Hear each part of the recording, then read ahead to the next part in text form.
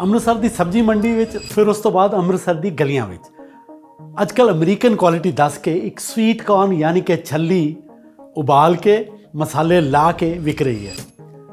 ਭਲੇ India US trade deal announce ਹੋਣ ਤੋਂ ਬਾਅਦ American agriculture products Indian market ਵਿੱਚ ਨਹੀਂ ਆਏ, ਪਰ ਆ ਛੱਲੀ ਜ਼ਰੂਰ ਪਹਿਲਾਂ ਆ ਗਈ ਹੈ। ਚਲੋ ਅੱਜ ਗੱਲ ਕਰਦੇ ਹਾਂ ਇਹਦੇ ਉੱਪਰ ਡੂੰਘੇ ਐਨਾਲਿਸਿਸ ਕਰਦੇ ਹਾਂ।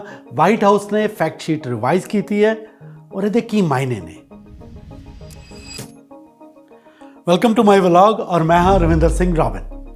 ਫਰਵਰੀ 6 2026 ਨੂੰ ਵਾਈਟ ਹਾਊਸ ਔਰ ਇੰਡੀਆ ਨੇ ਇੱਕ ਜੁਆਇੰਟ ਸਟੇਟਮੈਂਟ ਰਿਲੀਜ਼ ਕੀਤਾ। United state India joint statement, carefully worded, balanced, diplomatic. ਮੋਟੇ ਤੌਰ ਤੇ ਜਿਹਦਾ ਮਤਲਬ ਇਹ ਨਿਕਲਦਾ ਸੀ ਕਿ ਜਿਹੜਾ ਟੈਰਿਫ 25% ਸੀ, ਫਿਰ 50% ਹੋਇਆ ਔਰ ਫਾਈਨਲੀ 18% ਤੇ ਗੱਲ ਮੁੱਕ ਗਈ। ਪਰ ਉਸ ਤੋਂ ਬਾਅਦ ਅਸਲੀ ਡਰਾਮਾ ਫੈਕਟ ਸ਼ੀਟ ਵਿੱਚ ਹੋਇਆ। ਫਰਵਰੀ 9 ਨੂੰ ਵਾਈਟ ਹਾਊਸ ਨੇ ਫੈਕਟ ਸ਼ੀਟ ਜਾਰੀ ਕੀਤੀ। ਸੋ ਓਪੋਜੀਸ਼ਨ ਨੇ ਫਟਾਫਟ ਬਹੁਤ ਸਾਰੇ ਸਵਾਲ ਦਾਗ ਦਿੱਤੇ। ਪਹਿਲਾ ਸਵਾਲ ਸੀ ਕਿ ਭਾਰਤ ਨੇ ਅਮਰੀਕਨਾਂ ਵਾਸਤੇ ਆਪਣੀ ਐਗਰੀਕਲਚਰ ਮਾਰਕੀਟ ਖੋਲ੍ਹ ਦਿੱਤੀ ਹੈ। ਦੂਸਰਾ ਸਵਾਲ ਸੀ ਕਿ 500 ਬਿਲੀਅਨ ਦੀ ਕਮਿਟਮੈਂਟ ਹੋ ਗਈ ਹੈ। ਔਰ ਤੀਸਰਾ ਕਿ ਡਿਜੀਟਲ ਸਰਵਿਸ ਦੇ ਉੱਤੇ ਟੈਕਸ ਹਟਾ ਦਿੱਤਾ ਹੈ। ਔਰ ਉਸ ਤੋਂ ਬਾਅਦ ਕਿ ਪਲਸਿਸ ਯਾਨੀ ਕਿ ਦਾਲਾਂ, ਸੋਇਆਬੀਨ ਆਇਲ, ਵਾਈਨ, ਸਪਿਰਿਟ ਸਭ ਕੁਝ ਖੁੱਲ੍ਹ ਗਿਆ। ਇਹ ਸਭ ਕੁਝ ਹੋਣ ਤੋਂ ਬਾਅਦ ਦਿੱਲੀ ਵਿੱਚ ਪੋਲੀਟੀਕਲ ਹਵਾ ਗਰਮ ਹੋ ਗਈ। ਲੇਕਿਨ ਉਸ ਤੋਂ ਬਾਅਦ ਇੱਕ ਇੰਟਰਸਟਿੰਗ ਟਵਿਸਟ ਆਇਆ।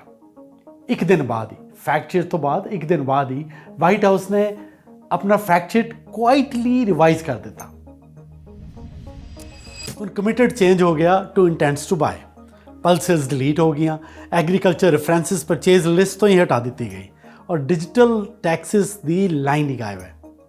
ਸੋ MEA ਸਪੋਕਸਪਰਸਨ ਰਣਧੀਰ ਜਾਇਸਵਾਲ ਨੇ ਕਲੈਰੀਫਾਈ ਕੀਤਾ ਕਿ ਇਹ ਅਮੈਂਡਮੈਂਟਸ ਜੁਆਇੰਟ ਸਟੇਟਮੈਂਟਸ ਦੇ ਨਾਲ ਅਲਾਈਨਡ ਹਨ ਔਰ ਸ਼ੇਅਰਡ ਅੰਡਰਸਟੈਂਡਿੰਗ ਰਿਫਲੈਕਟ ਕਰਦੀਆਂ ਹਨ। The joint statement is the framework and remains the basis of our mutual understanding in this matter. Both sides will now work towards implementing this framework and finalizing the interim agreement. The amendments in the US fact sheet reflect the shared understandings contained in the joint statement. ਇਸ ਨੂੰ ਅਗਰ analytic ਵੇ ਨਾਲ ਵੇਖਦੇ ਹਾਂ ਤੇ ਕਿਹਾ ਜਾ ਸਕਦਾ ਹੈ US ਨੇ ਇੰਡੀਆ ਦੀ ਰੈੱਡ ਲਾਈਨ ਨੂੰ ਰਿਸਪੈਕਟ ਕੀਤਾ ਹੈ। ਐਗਰੀਕਲਚਰ ਔਰ ਡਿਜੀਟਲ ਟੈਕਸ ਤੇ ਫਰਮ ਪੁਸ਼ ਨਹੀਂ ਕੀਤਾ। ਇਸ ਡੀਲ ਦਾ ਇੱਕ ਅਨਦਰ ਇੰਟਰਸਟਿੰਗ ਪਾਰਟ ਵੀ ਹੈ, ਦੈਟ ਇਜ਼ ਐਨਰਜੀ ਰੀਕੈਲੀਬਰੇਸ਼ਨ। ਕੁਝ ਰਿਪੋਰਟਸ ਕਹਿ ਰਹੀਆਂ ਨੇ ਭਾਰਤ ਨੇ ਰੂਸ ਤੋਂ ਤੇਲ ਦੀ ਖਰੀਦ ਨੂੰ ਕੁਝ ਘਟਾਇਆ ਹੈ ਤੇ ਇੰਪੋਰਟ ਪਹਿਲੇ ਨਾਲੋਂ ਕਾਫੀ ਘੱਟ ਪੱਧਰ ਤੇ ਆ ਗਿਆ। ਪਰ ਡਾਕੂਮੈਂਟਸ ਇਹ ਵੀ ਸੁਜੈਸਟ ਕਰ ਰਹੇ ਨੇ ਕਿ ਰੂਸ ਤੋਂ ਤੇਲ ਇੱਕੋ ਦਮ ਬੰਦ ਕਰਨਾ ਠੀਕ ਨਹੀਂ ਰਹੇਗਾ, ਕਿਉਂਕਿ ਇਹਦੇ ਨਾਲ ਭਾਰਤ ਦੀ ਅਰਥ ਵਿਵਸਥਾ ਨੂੰ ਝਟਕਾ ਲੱਗ ਸਕਦਾ ਹੈ। ਸੋ ਇਸ ਲਈ ਇੱਕ ਰਾਹ ਚੁਣਿਆ ਗਿਆ, ਉਹ ਹੈ ਅਚਾਨਕ ਤੋੜ ਨਹੀਂ, ਹੌਲੀ ਹੌਲੀ ਬਦਲਾਵ ਲੈ ਕੇ ਆਉਣਾ। ਮਤਲਬ ਭਾਰਤ ਹੌਲੀ ਹੌਲੀ ਆਪਣੇ ਤੇਲ ਦੇ ਸੋਰਸਿਸ ਵੱਖ-ਵੱਖ ਦੇਸ਼ਾਂ ਤੋਂ ਲੈ ਰਿਹਾ। ਸੋ ਕੁਝ ਅਮਰੀਕਾ ਤੋਂ, ਕੁਝ ਮਿਡਲ ਈਸਟ ਤੋਂ, ਕੁਝ ਹੋਰ ਥਾਵਾਂ ਤੋਂ, ਤਾਂ ਕਿ ਕਿਸੇ ਇੱਕ ਦੇਸ਼ ਦੇ ਉੱਤੇ ਡਿਪੈਂਡੈਂਸੀ ਨਾ ਰਹੇ।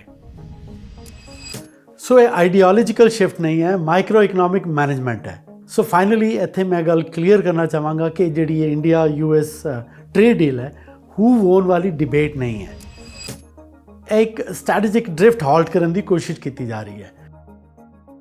ਅਗਰ ਤੁਹਾਨੂੰ ਯਾਦ ਹੋਵੇ ਤੇ last year tariff disputes, mistress ਇਹ ਵੱਧ ਰਹੇ ਸਨ। ਨੌਨ ਇੰਗੇਜਮੈਂਟਸ ਦੇ ਨਾਲ ਕੋਸਟ ਜਿਹੜੀ ਹੈ ਉਹ ਕੰਪਰੋਮਾਈਜ਼ ਹੋ ਰਹੀ ਸੀ।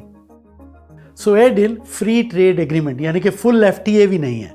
ਇਹ ਹੈ ਲਿਮਿਟਡ ਫਲੈਕਸੀਬਲ ਇੰਸਟਰੂਮੈਂਟ ਜਿਹੜੀ ਕਿ ਕਰੰਟ ਰਿਐਲਿਟੀਜ਼ ਦੇ ਹਿਸਾਬ ਦੇ ਨਾਲ ਡਿਜ਼ਾਈਨ ਕਰ ਦਿੱਤੀ ਗਈ ਹੈ। ਹੁਣ ਸਵਾਲ ਕੀ ਨੇ ਕਿ ਫਾਈਨਲ ਟੈਕਸ ਦੇ ਵਿੱਚ ਕੋਈ ਹਿਡਨ ਸ਼ਰਤਾਂ ਹੋ ਸਕਦੀਆਂ ਨੇ ਕਿ ਅੱਗੇ ਚੱਲ ਕੇ ਐਗਰੀਕਲਚਰ ਦੇ ਉੱਤੇ ਭਾਰਤ ਦੇ ਉੱਤੇ ਹੋਰ ਦਬਾਅ ਬਣਾਇਆ ਜਾ ਸਕਦਾ ਹੈ ਔਰ ਕਿ ਡਿਜੀਟਲ ਟ੍ਰੇਡ ਨੂੰ ਲੈ ਕੇ ਨਵੇਂ ਨਿਯਮ ਬਣਾਏ ਜਾ ਸਕਦੇ ਨੇ ਔਰ ਇਹਦੇ ਨਾਲ ਨਾਲ ਕਿ ਤੇਲ ਵਾਲਾ ਮਾਮਲਾ ਅਮਰੀਕਾ ਦੀ ਉਮੀਦ ਦੇ ਮੁਤਾਬਕ ਕਿ ਤੇਜ਼ੀ ਨਾਲ ਬਦਲਿਆ ਜਾ ਸਕਦਾ ਹੈ। ਇਹ ਸਾਰੇ ਸਵਾਲ ਲੈਜੀਟੀਮੇਟ ਨੇ, ਲੋਕਾਂ ਦੇ ਮਨਾਂ ਵਿੱਚ ਆਉਣਗੇ, ਇਟ ਇਜ਼ ਓਬਵੀਅਸ। ਪਰ ਹੁਣ ਤੱਕ ਜਿੰਨੇ ਕਾਗਜ਼ ਸਾਹਮਣੇ ਆਏ ਹਨ, ਸਪੈਸ਼ਲੀ ਰਿਵਾਈਜ਼ਡ ਫੈਕਟ ਸ਼ੀਟ ਜਿਹੜੀ ਰੀਸੈਂਟਲੀ ਆਈ ਹੈ, that indicates India stayed within its red lines. Finally ਔਰ ਫਿਲਹਾਲ ਵਾਸਤੇ ਮੈਂ ਇੰਨਾ ਜ਼ਰੂਰ ਕਵਾਂਗਾ ਕਿ ਅੱਜ ਜਿਹਨੂੰ ਅਮਰੀਕਨ ਛੱਲੀ ਕਹਿ ਕੇ ਅੰਮ੍ਰਿਤਸਰ ਦੇ ਬਾਜ਼ਾਰਾਂ ਵਿੱਚ ਵੇਚਿਆ ਜਾ ਰਿਹਾ ਹੈ, ਇਸ ਨੂੰ ਇੱਕ ਵਾਰੀ ਟੇਸਟ ਜ਼ਰੂਰ ਕਰ ਲਓ, ਮਸਾਲਾ ਮਸੂਲਾ ਲਾ ਕੇ, ਨਿੰਬੂ ਲਾ ਕੇ, ਔਰ ਦੱਸਿਓ ਕਿ ਤੁਹਾਨੂੰ ਇਹ ਕਿੰਨੀ ਕੁ ਸਵਾਦ ਲੱਗੀ, ਕਿੰਨੀ ਕੁ ਚੰਗੀ ਲੱਗੀ। ਔਰ ਤੁਸੀਂ ਇੰਡੀਆ US ਟ੍ਰੇਡ ਡੀਲ ਬਾਰੇ ਕੀ ਸੋਚਦੇ ਹੋ, ਸਾਡੇ ਕਮੈਂਟ ਸੈਕਸ਼ਨ ਵਿੱਚ ਜ਼ਰੂਰ ਦੱਸਿਓ। ਅਗਰ ਤੁਹਾਨੂੰ ਇਹ ਰਿਪੋਰਟ ਪਸੰਦ ਆਈ ਹੈ ਤਾਂ ਲਾਈਕ ਕਰਿਓ ਔਰ ਫਰਦਰ ਅਪਡੇਟ ਲਈ ਸਬਸਕ੍ਰਾਈਬ ਕਰਨਾ ਨਾ ਭੁੱਲਿਓ। ਆਉਣ ਵਾਲੇ ਸਮੇਂ 'ਚ ਨਵੇਂ ਟੌਪਿਕ ਦੇ ਨਾਲ ਨਵੇਂ ਵਲੌਗ 'ਚ ਫਿਰ ਹਾਜ਼ਰ ਹੋਵਾਂਗਾ। ਤਦ ਤੱਕ ਰੱਬ ਰਾਖਾ।